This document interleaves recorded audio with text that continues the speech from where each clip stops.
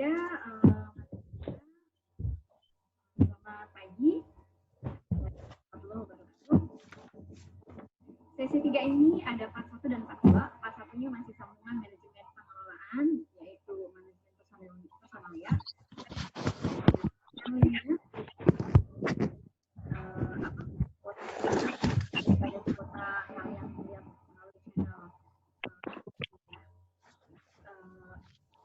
Jadi kita hanya bahas di satu materi ini.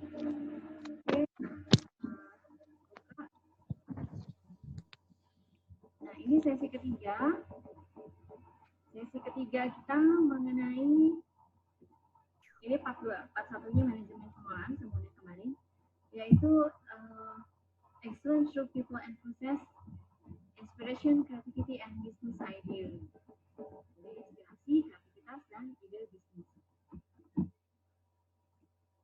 Sudah kelihatan belum slide-nya?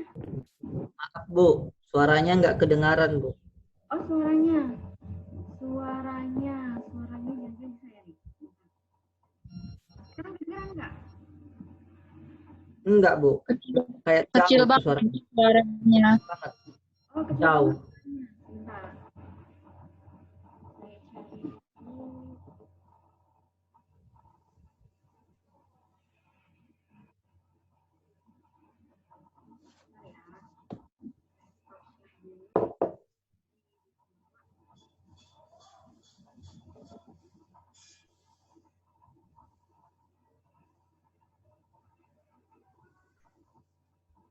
Suara saya udah 98, udah tinggi banget. Berarti saya ngomongnya harus ada kencangan ya. Kedengeran nggak sekarang? Masih belum jelas atau Lumayan. Udah jelas Bu, agak lumayan. Bu, lumayan. saya tutup pintunya dulu ya.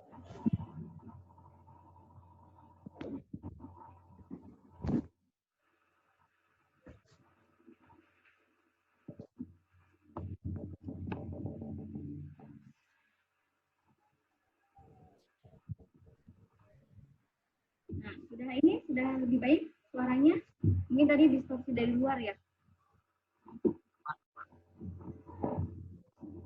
Kita masuk ke materi inspiration, creativity, and business idea. Udah kelihatan slide-nya? Kelihatan. Ya. Kita masuk di teori ketidaksempurnaan. Berangkat dari teori ketidaksempurnaan. Awal dari sebuah inspirasi dan cikal bakal dari ide bisnis. Mungkin ada yang pernah ikut seminar atau semacamnya. Ini materinya pernah dipaparkan di sebuah seminar juga. Awal dari sebuah inspirasi dan cikal bakal dari ide bisnis yaitu segitiga inspirasi untuk mendapatkan ide dalam diri Anda. Nah, dari teori ketidaksempurnaan ini yang menghadirkan inspirasi. Kemudian yang kedua adalah basic of creative thinking. Dasar pikir kreatif, dan yang ketiga instinct and institution. Insting dan intuisi.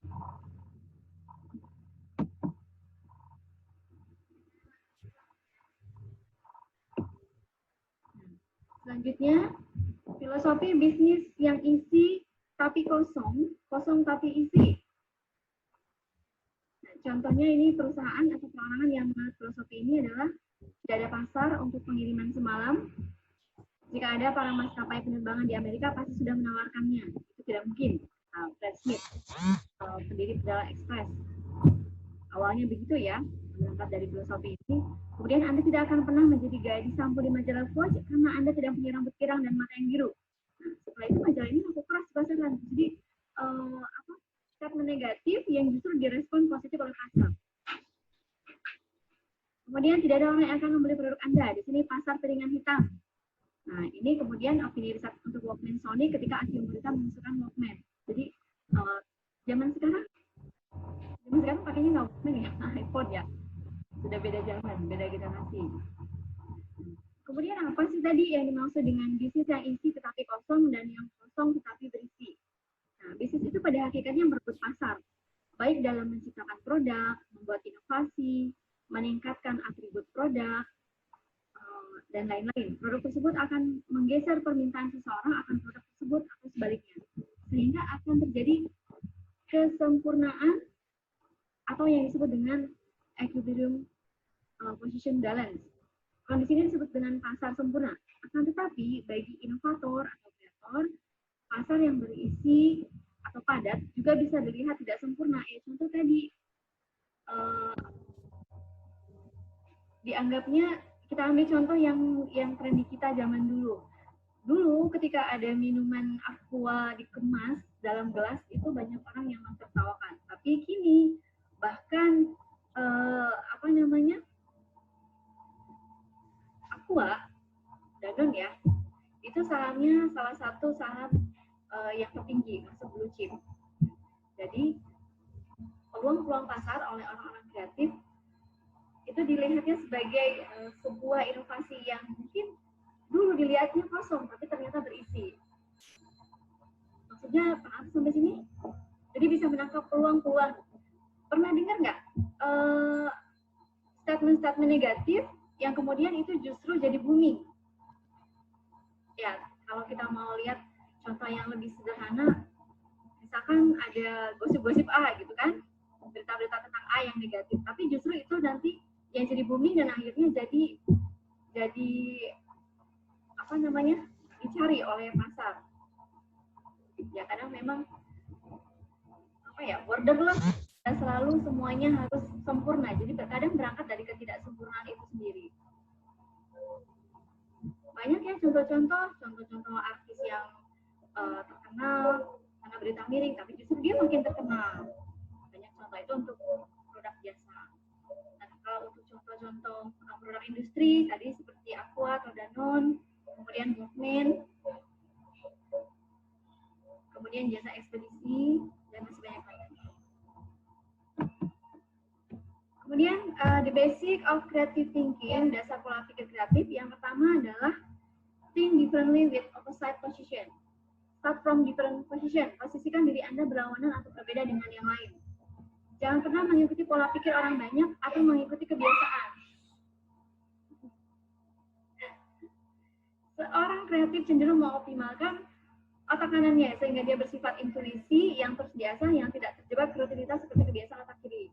Jadi hindari jebakan logika Anda. Kalau kita ambil contoh, dulu orang mungkin tidak suka dengan bolu yang bantat, ya kan? Andaikan Anda adalah pecinta cake atau kue, sukanya kan bolu-bolu yang bagus, ya kan? Pada suatu waktu ternyata tercipta sebuah kue atau bolu yang tidak sempurna. Kue coklat yang tidak sempurna. Ada bahan yang kurang dalam proses olahannya. Ternyata rasanya enak dan jadilah itu brownies, ya kan? Tahu kan brownies?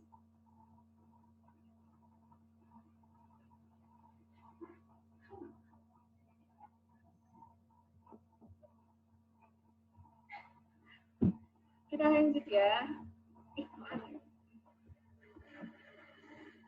Dulu mungkin orang berpikir, mungkin kue bantat nggak enak gitu kan, tapi ternyata laku keras kan, apalagi divariasikan dengan topping-topping. Melihat peluang dari sesuatu yang tidak mungkin. Kemudian yang kedua adalah the innovation theory. Teori inovasi adalah suatu teori yang berlandaskan sesuatu yang tidak mungkin atau impossible untuk diwujudkan menjadi mungkin atau possible. Dasar pemikirannya, think differently dari nothing to give a spectacular result. Jadi berpikir berbeda dari sesuatu yang sepertinya tidak ada artinya, tapi ternyata luar biasa penerimaan pasarnya, masih jarang, masih langka. Jadi kadang-kadang boleh punya ide-ide gila yang bermanfaat. Kadang orang imajinatif itu dia borderless ya, jadi dia tidak bergantung pada keterbatasan. Oh harus begini, harus begitu, tidak. Jadi dia yang penting adalah tidak melanggar etika, itu yang paling penting. Kemudian prinsip yang ketiga adalah think more detail. Ubahlah pola kebiasaan Anda. Tidak hanya melihat visual, tapi lebih detail jauh ke dalam. Contoh, amati film bukan dari tokohnya, melainkan dari pendukungnya dan sisi lainnya. Kunjungilah tempat, toko, pameran dagang, dan event lainnya. Amati ide baru dan inspirasi yang Anda peroleh. Kadang ketika kita menonton sesuatu, kita jadi punya ide-ide tertentu kan. Jadi tidak hanya sekadar hiburan semata, tapi itu bisa jadi sebuah inspirasi, rancang bangun untuk baik itu bisnis kita maupun organisasi kita. Kenapa saya bedakan bisnis kita atau organisasi kita? Karena sebagian besar dari kita bukan hanya terikat dalam sebuah perusahaan atau institusi, tapi juga terlibat dalam organisasi-organisasi yang lain, ya kan?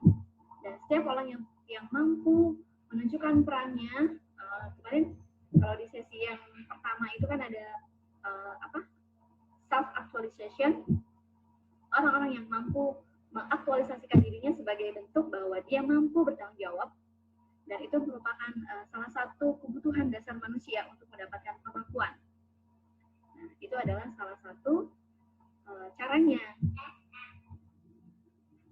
sebagai bagian dari kebutuhan manusia, ya, karena manusia ingin dihargai dan dia ingin menunjukkan positioning dirinya. Jadi punya bargaining power kalau dia itu memang dianggap berkontribusi bagi orang lain, memiliki arti. Kemudian prinsip yang keempat, have a purpose result. Prinsip ini akan membuat lebih kreatif dalam menciptakan peluang karena kita akan bekerja lebih keras dengan merasa dituntut untuk lebih dari sekedar puas. Maksudnya bagaimana? Jadi maksudnya begini, ketika kita melakukan sesuatu dengan sungguh-sungguh, sepenuh hati, pasti kita akan berdaya upaya sedemikian rupa, kalau perlu sampai berdarah-darah dalam arti pengorbanan waktu yang sangat banyak, kemudian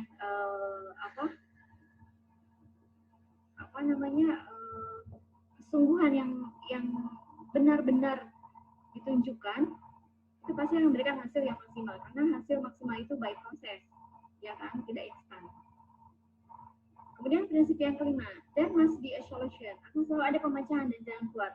Gantilah kata tetapi menjadi dan misalnya. Saya ingin olahraga, tapi ingin mendengarkan musik. Nah, kan bisa tuh kan jadi peluang, akhirnya olahraganya sambil ada musik yang yang lebih keras atau musik yang lebih soft untuk pendinginannya. Atau saya ingin olahraga dan mendengarkan musik. Nah, maka diciptakanlah Walkman tadi, ya kan? Kalau sekarang kan pakai earphone ya. Prinsip yang keenam, kesulitan dan inspirasi itu saling melekat satu sama lain. Jika di satu sisi itu adalah suatu kesulitan, maka di sisi lain hal itu adalah inspirasi atau peluang. Nah, ini tergantung cara pandang. Melihat gelas itu separuh kosong atau separuh penuh. Dalam belajar apapun, kita tidak boleh dulu meng-underestimate orang lain. Kenapa? Karena pasti ada sesuatu yang bisa kita dapatkan dari dia melengkapi semua informasi yang sudah masuk untuk diri kita sendiri. Ya kan? Jadi, sebentar.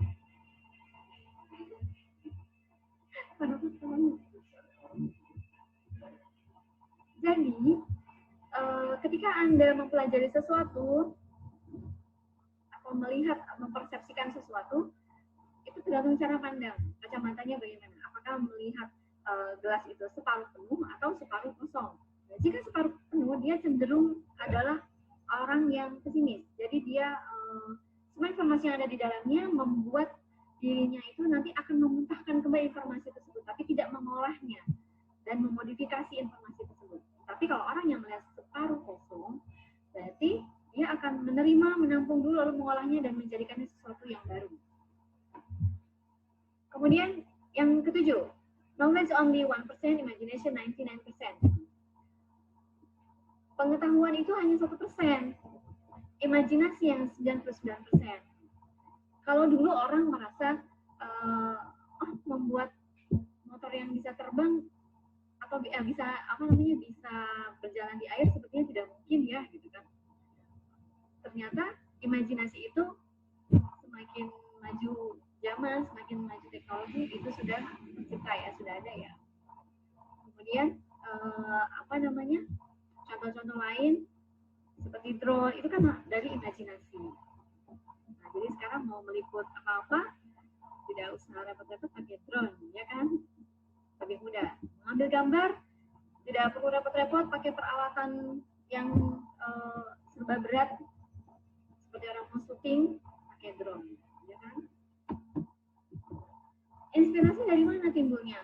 The core of inspiration is imagination and creativity. The rest is skill and strategy. Jadi inti dari inspirasi adalah imajinasi dan kreativitas. Sisanya adalah skill, keahlian, dan strategi. Oleh sebab itu, yang namanya keahlian tetap diperlukan. Imajinasi dan kreativitas itu yang akan membuat sebuah usaha tidak pernah padam. Karena yang namanya kepuasan itu ada batasannya. Ada batas di mana kepuasan itu akhir turun. Ketika merasa sudah jenuh. Oleh sebab itu harus melakukan selalu imajinasi. Dan skill serta strategi ini sangat penting untuk bisa mempertahankan loyalitas pelanggan, kepuasan pelanggan, dan yang paling penting eksistensi perusahaan tersebut. Untuk mulai menemukan inspirasi, maka belajarlah berpikir berlawanan arah secara detail dari sesuatu yang tidak terlihat atau terucap. Nah, hal-hal berikut dapat menjadi sumber inspirasi. Yang pertama adalah kesulitan orang atau masalah sehari-hari. Nah, kita lihat nih, misalkan, di tempat saya, orang kalau dari pasar bawa barang repot. Kan ada tuh ya, odong-odongnya. Odong-odong tidak hanya bawa anak-anak ya, dia juga ngangkutin orang tua yang dari pasar. Kemudian ketiadaan atau kelangkaan, scarcity. Kemudian keinginan yang kuat akan sesuatu yang lebih baik, berangkat dari keprihatinan. Nah, misalkan, wah di tempat saya ini masyarakat Magelang cukup banyak dan kita harus membuat suatu rumah belajar yang menarik bagi anak-anak marginal. Anak marginal tidak punya semangat belajar, mereka lapar gitu kan. Nah, maka dibuatlah sesuatu yang menarik dengan mengumpulkan ide-ide kreatif, lalu mensinergikan orang-orang mampu untuk bisa bersama-sama berkontribusi bagi orang-orang Magelang tersebut. Kemudian mimpi atau cita-cita yang aneh. Mimpi atau cita-cita yang aneh.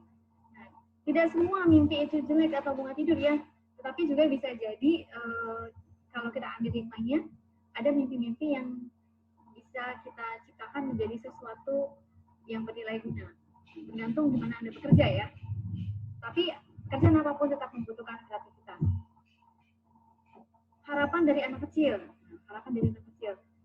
Pernah ada dulu anak kecil yang berangan-angan apa ya?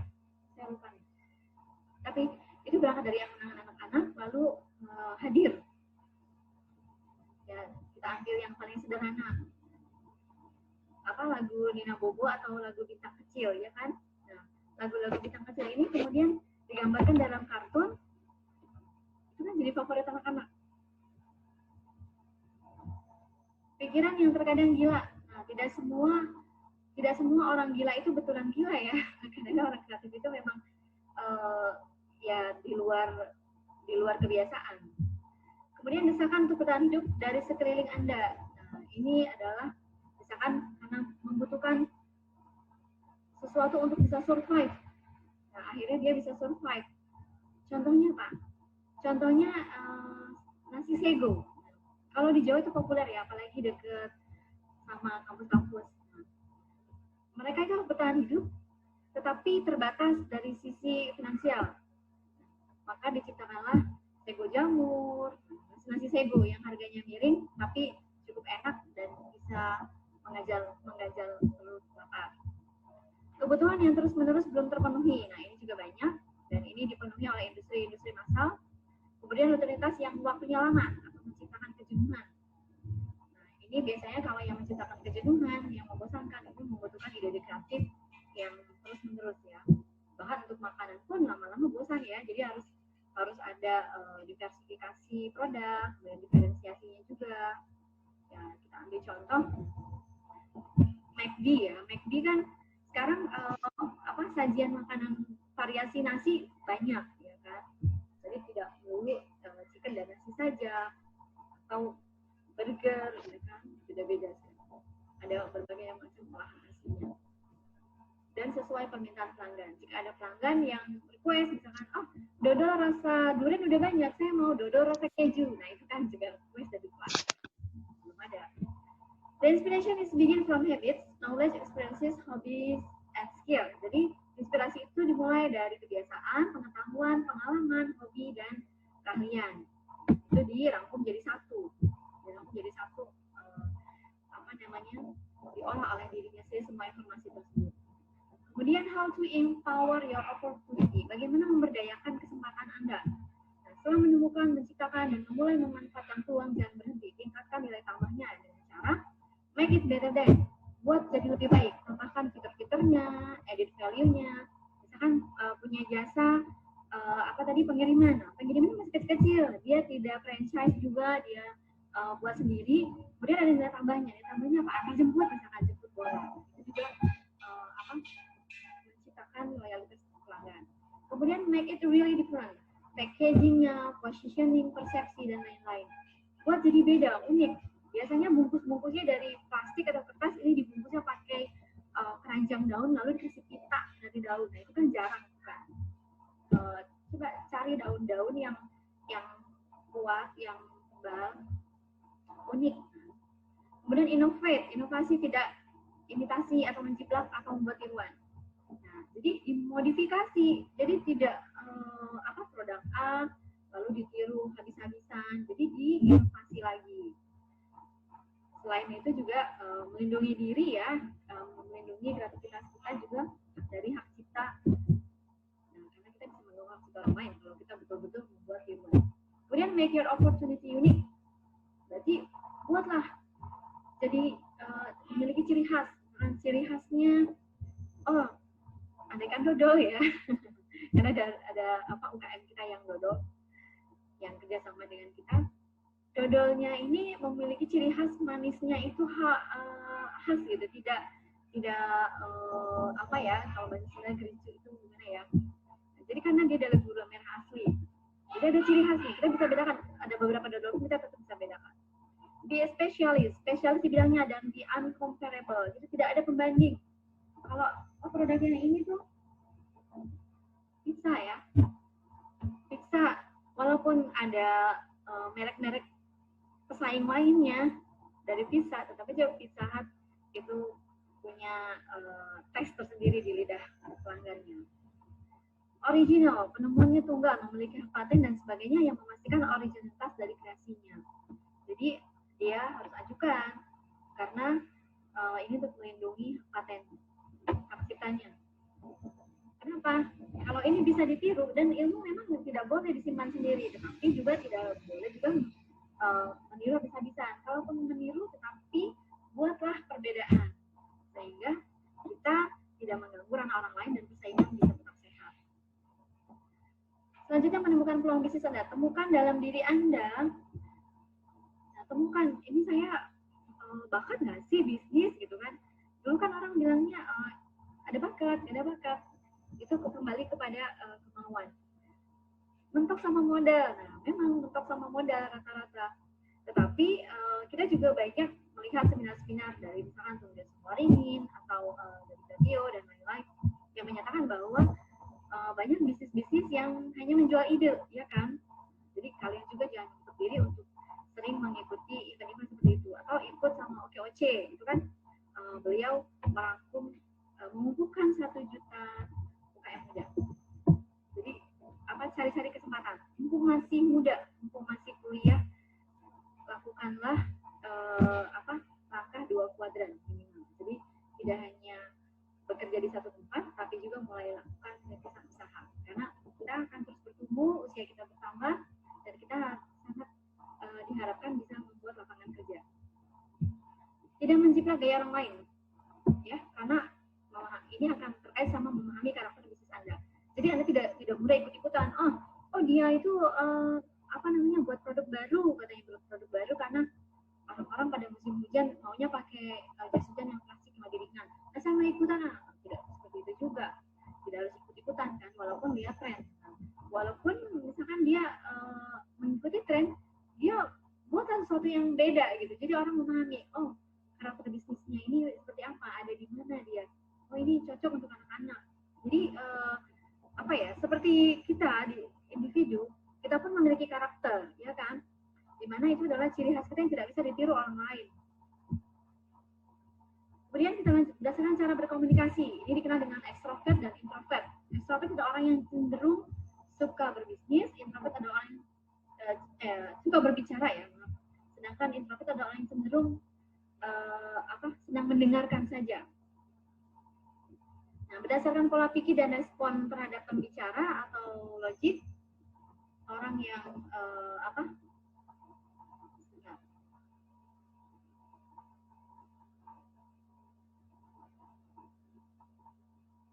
berdasarkan pola pikir dan responnya terhadap pembicaraan, logik, dan empatik, yaitu logik orang yang responsif, jadi dia selalu berpikir nggak masuk akal gitu kan, emang iya gitu. Jadi saya selalu pakai logika. Sedangkan orang empatik dia selalu pakai perasaan. Kalau kita jual dengan harga seperti itu, apakah terjangkau gitu kan? Oh, supaya terjangkau kita buat dalam 3 segmen pasar gitu kan. Dia pakai tipe untuk tipe orang karakter empati. Nah, dalam dunia bisnis ada 4 jenis manusia yang memiliki personality yang berbeda, yaitu controller, fasilitator, executor, dan analytic. Nah, tadi kan kita sudah ulas mengenai karakter ya dari seseorang kalau pebisnis. Kalau controller, yaitu dia biasanya memiliki peran sebagai leader dan strategic thinker. Jadi orang bagian pemikir. Ciri-cirinya pembawaannya kuat, dominasi kuat, sistem dan aturan jelas, populer, ambisius, suka variasi, dan mudah bosan. Orientasinya pada hasil. Dia mempunyai kemauan keras, menyukai tantangan, kemudian bersedia bekerja keras, tidak begitu suka berbicara, cepat dan praktis. Jadi dia sistematis. Dalam melihat risiko bersifat spekulatif. Spekulatif itu artinya dia bisa ambil risiko itu. Jadi dia anggap risiko itu bisa muncul, bisa tidak, tergantung bagaimana dia memanage risiko tersebut. Jadi dia mampu melihat peluang dalam berbagai sisi dan memiliki cara pandang yang presisi. Kemudian tipe berikutnya adalah fasilitator, yaitu bekerja karena pengakuan, ingin menjadi orang penting, kurang waspada akan hasil, mencari pengaruh, tenaga ahli atau kerja kuat, dan bersifat menghindari risiko. Ini karakternya cari aman, ya.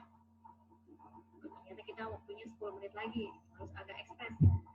Advokator, relationship kuat, ekstrovert, pandai bergaul, tidak berambisi kuat, konsultan kuat, easy going, dan pemimpi, ramah dan simpatik.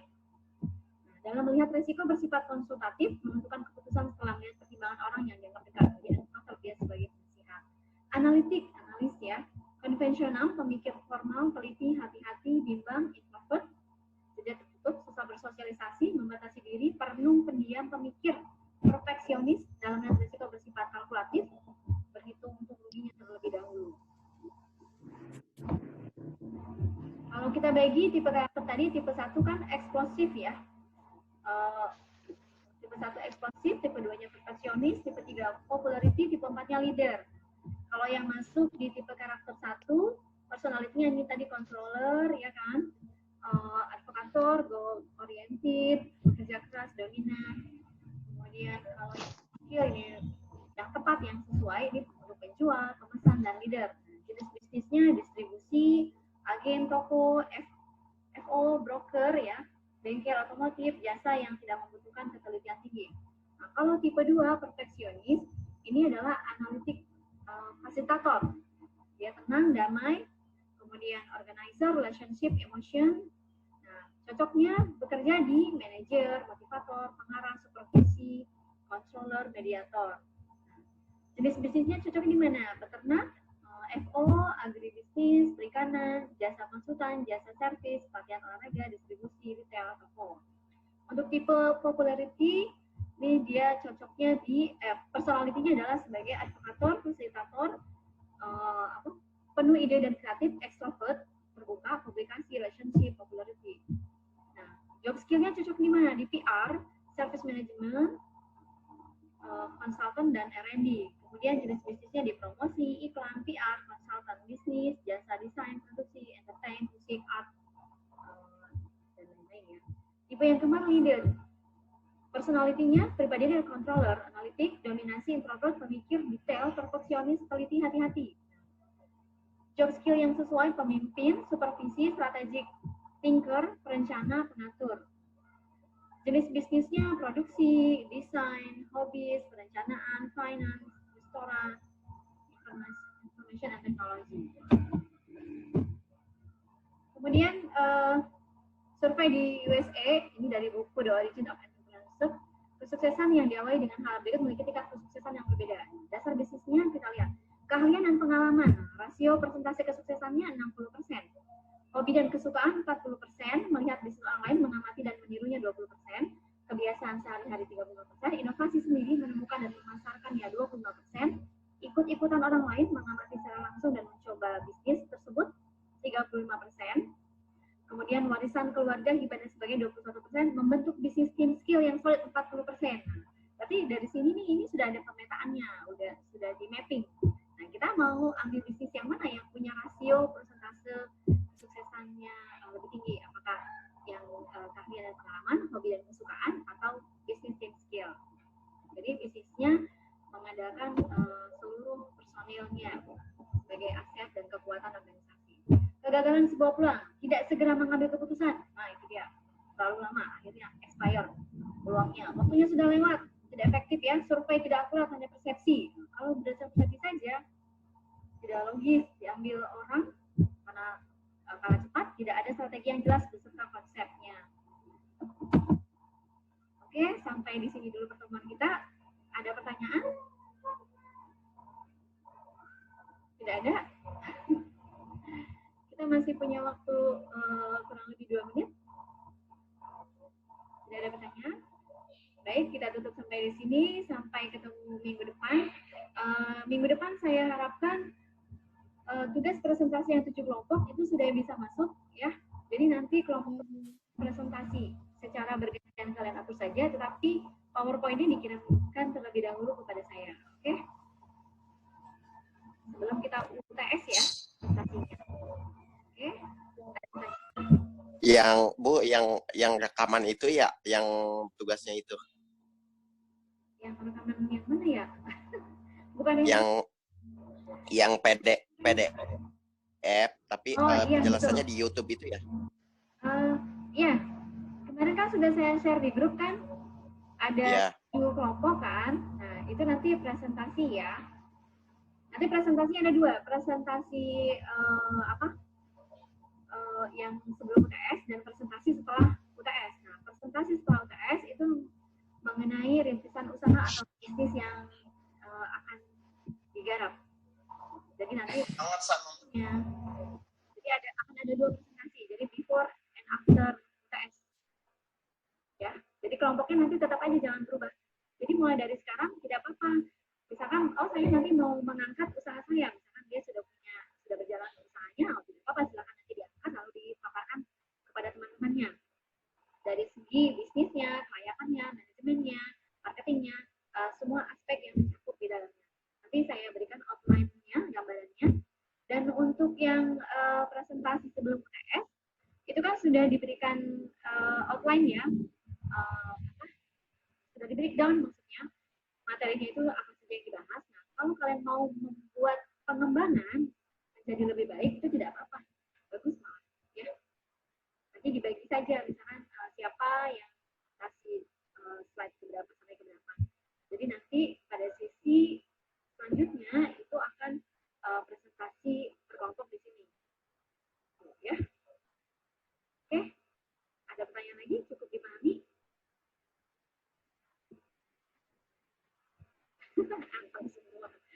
Sudah, Bu. Oh ya. Kita cukupkan sampai di sini. Selamat pagi, selamat belajar. Nanti link yang sesi 341 akan saya kirimkan ya. Assalamualaikum warahmatullahi wabarakatuh. Oke, Bu. Waalaikumsalam warahmatullahi wabarakatuh.